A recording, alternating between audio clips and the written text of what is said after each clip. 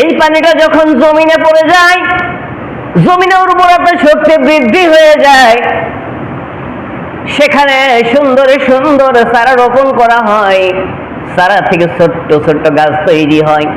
কবির ভাষায় বলা হয়েছে, কাইফাং জুতিলকা শাজারাত, তাকাও সেই গাছটির দিকে এবং বলো এমন কোন সত্তা এটাকে সৃষ্টি করেছে, যে একটি বীজ থেকে অঙ্কুরোদ্গমন করেছে, সেই জায়গার মধ্যে ছোট ছোট দুটি পাতা চলে এসেছে, এরপর ডালপালা কাণ্ড হয়ে গেছে, এর মাঝে ছোট্ট ছোট্ট ফুল ধরে যায়, ফুলের মাঝে আল্লাহ সুন্দর সুন্দর ফল দেয়।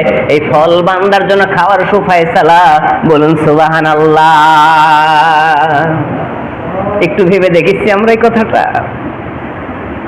ছোট্ট একটা বীজ জমিনে রোপণ করে আসলাম, সেখান থেকে দুটি পাতা তৈরি হয়ে গেল, সেখানে কিছু কাণ্ড তৈরি হলো, কিছু ডালপালা হলো, এর মাঝে ছোট্ট ছোট্ট ফুল, সেই ফুল থেকে বড় বড় বান্দার জন্য খানার সুফায়সালা।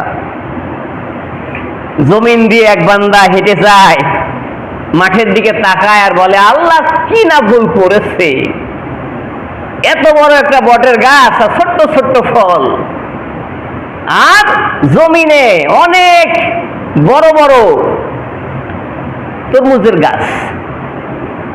তরমুজের গাছ বড় হয় নাকি? বটের গাছের তুলনা খুব বড় হয়? এই সামান্য গাছে এত বড় বড় তরমুজ ধরায়, আল্লাহ কি না ভুল করেছে। যদি বটের গাছে বড় বড় ফল দিত তাহলে মজা লাগতো, ভালো লাগতো। দুপুরে ক্লান্তি রোদে পথিক ওই গাছের নিচে একটু জিরানোর জন্য বসে গেছে, এমন সময় মগ ডালে দুটি পাখি কিচির মিচির করতে করতে একটা ফলে যখন ঠোকা দিছে, সেই বটের ফলটা এসে ওই ব্যক্তির নাকের ডগায় পড়েছে। আচ্ছা এবার বলেন, একটা বটের গাছের মগ ডাল থেকে যদি একটা তরমুজ এসে বা একটা মিষ্টি কুমড়া এসে যদি ওই ব্যক্তির নাকের ডগায় পড়তো, ওর নাক থাকতো, সিটি বৃষ্টি হয়ে যেত, ঠিক কিনা? ওই ব্যক্তি আর দেরি করলেন না, ওযু করে নিলেন, সিজদায় পড়ে গেলেন, আর আল্লাহর কাছে বললেন আল্লাহ আপনার যে সৃষ্টি সেটাই সঠিক, আমার ধারণাটা ভুল, আল্লাহ ভুল হয়ে গেছে, মাফ করে দিন। আল্লাহ বলে বান্দা যখন তুমি আমার কাছে এইভাবে ভুল স্বীকৃতি জানাও, ভুল স্বীকার করো, ভুলের কথা আমার কাছে একবার তুমি তুলে ধরো, আমি আল্লাহ তোমার সেই ভুলকে এমন ভাবে ক্ষমা করে দিই। ক্বালাল্লাহু তাআলা ইন্নাল্লাহা গফুরুর রহিম।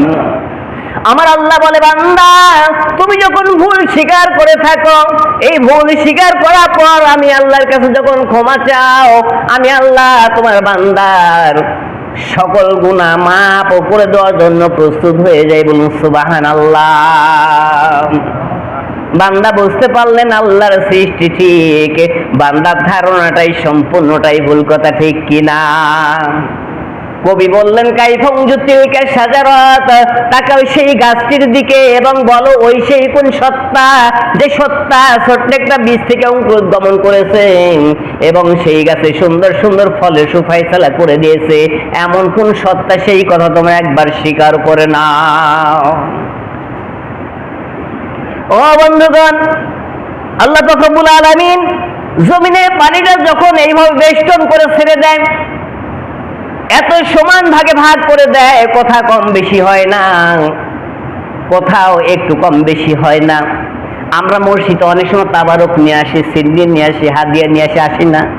ভাগ করতে গেলেও কম বেশি হয়ে যায়। একজন মন্ত্রী, একজন মিনিস্টার, একজন এমপি রে যদি বলা হয় 1 কিলোমিটার রাস্তা তোমাকে সমান ভাগে পানি ফেলে দিতে হবে, ও বন্ধুগণ লক্ষ লক্ষ টাকা খায় শেষ করবে, এরপর তার পক্ষে সম্ভব হবে না। কিন্তু লক্ষ লক্ষ নয়, হাজার হাজার নয়, কোটি কোটি মাইল রাস্তায় একসঙ্গে পানি বেষ্টন হয়ে যায়, কোথাও কম বেশি হয় না।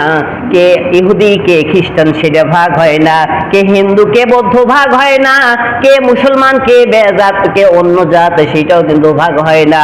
আমার আল্লাহ বলে বান্দারে আমি তোমাদের জন্য সমান ভাগে জমিনে পানি বেষ্টন করে দিয়ে দিই। বলুন সুবহানাল্লাহ।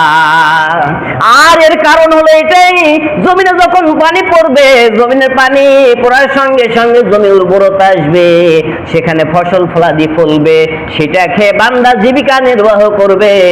এটাই হচ্ছে বান্দার খানার ফায়সালা। বলুন সুবহানাল্লাহ। শুধু তাই নয়, বিজ্ঞান সায়েন্স প্রমাণ করেছেন, কোন সন্তান যখন মায়ের গর্ভে চলে আসে, আমার আল্লাহ বলে বান্দারে, ওই মায়ের গর্ভের ভিতর তোমাকে এমন ভাবে সিকিউরিটি গার্ড সেট করে দিয়েছি, ওই জায়গার মধ্যে তোমার আদরের বাবা খানা পৌঁছাইতে পারবে না, তোমার দাদি পারবে না, তোমার দাদাও পারবে না, তোমার ভালোবাসার নানা নানি সেখানে খাবার পৌঁছাইতে পারবে না। আমি আল্লাহ পাক রব্বুল আলামিন মায়ের নাভির সঙ্গে তোমার একটা সুসম্পর্ক করে দিলাম, মায়ের নাভির সঙ্গে তোমার নাভিকে আমি অ্যাডজাস্ট করে দিলাম। ওই জায়গার মধ্যে তুমি একদিন নয়, 2 দিন নয়, 9 মাস 7 দিন পর্যন্ত ওই জায়গার মধ্যে অবস্থান করবে, আর ওই জায়গায় আমি আল্লাহ তাআলার রহমতের খানা খাবে। বলুন সুবহানাল্লাহ। যে সন্তান রে মায়ের গর্ভে রেখে আল্লাহ খাওয়াইতে পারে, সেই মানুষ আমরা বড় হয়ে গেছি, এখন আল্লাহ আমারে আর খাওয়াইতে পারে না। সুদ ঘুষ খেতে খেতে আমাদের পেট মোটা হয়ে যায়। ওই জায়গায় আল্লাহ আপনার জন্য খানার ফায়সালা করতে পারে, কিন্তু যখন বোঝা শিখেছেন, যখন বিবাহ হয়েছে, যখন আকল হয়েছে, যখন জ্ঞান হয়েছে, যখন আপনি স্বয়ং সম্পূর্ণ হয়েছেন, তখন আপনি সুদ ঘুষ যেটা হারাম, আপনার জন্য বৈধ নয়, সেটা খাওয়ার জন্য আমরা পাগল হয়ে যাই। কথা ঠিক কিনা? ও বন্ধুগণ, লক্ষ্য করে দেখেন, ওই জায়গার মধ্যে আল্লাহ পাক রব্বুল আলামিন একদিন নয়, 2 দিন নয়, 9 মাস 7 দিন, কেউ কেউ বলে 10 মাস 10 দিন, যেটাই হোক না কেন, এত দীর্ঘ সময় আল্লাহ পাক রব্বুল আলামিন ওই জায়গার মধ্যে রাখে। কোনো ডাক্তার প্রয়োজন হয় না, কবিরাজ প্রয়োজন হয় না, বাবা খাবার নিয়ে যেতে পারে না, দাদা খাবার নিয়ে যেতে পারে না, দাদি খাবার নিয়ে যেতে পারে না, নানা নানি কেউ খাবার নিয়ে যেতে পারে না। আমার আল্লাহ ওই জায়গায় খানার সুফায়সালা করে দেয়। বলুন সুবহানাল্লাহ। শুধু তাই নয়, ওই বান্দা যখন মায়ের গর্ভে থেকে পৃথিবীর জমিনে চলে আসে, আল্লাহ বলে বান্দারে, ওই মুহূর্তে আমি তোমার জন্য একটা রাস্তা বন্ধ করে দিলাম খানার, 2টা রাস্তা তোমার জন্য চালু করে দিলাম। বলুন সুবহানাল্লাহ। তোমার ওই পবিত্র মুখে আমি ইচ্ছে করলে নালা দিতে পারতাম, আমি নাভি ওই জায়গায় সম্পর্ক করে দিতে পারতাম, কিন্তু আমি আল্লাহ এই জন্য তোমার পবিত্র মুখে ওই জায়গায় ওই ব্যবস্থা করি নাই যে পৃথিবীতে আসবে আর আমি আল্লাহ নামের নামটা তুমি জপবে তোমার পবিত্র জবানে। আমি আল্লাহ সেইটা কখনোই হতে দিতে পারি না। বলুন সুবহানাল্লাহ। তুমি ইচ্ছা করলে আমি তোমাকে ওই মায়ের যে নারীটা তোমার মুখে আমি সংযোগ দিতে পারতাম, কিন্তু না দিয়ে তোমার মুখটাকে আমি আল্লাহ পবিত্র রেখে দিয়েছি। পৃথিবীর বুকে যখন আসবে, আমি আল্লাহর নামের নামটা যখন তুমি জপবে, আমি আল্লাহ খুশি হয়ে যাব তোমার ওই পবিত্র নামের, পবিত্র মুখের পবিত্র নামটা শোনার জন্য। বলুন সুবহানাল্লাহ।